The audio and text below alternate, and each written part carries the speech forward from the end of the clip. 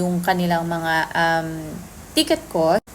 So, syempre, hahanap din sila ng ibang way para magkaroon sila ng mga extras, ganyan. So, katulad yan, may mga travel insurance na actually automatically na-add siya, I think, sa website ng Cebu Pacific. So, kung hindi ka madalas nagbo-book with Cebu Pacific, hindi ka aware na automatic na-add on yung mga ganong extras. And kailangan mo kasi talagang i-unclick yun kasi minsan nga na-add siya ng kusa. Pero alam nyo, yung travel insurance, very useful. Ano ba yan? Very bulol. Pero yun nga, ang travel insurance, alam nyo, sobrang malaking tulong yan.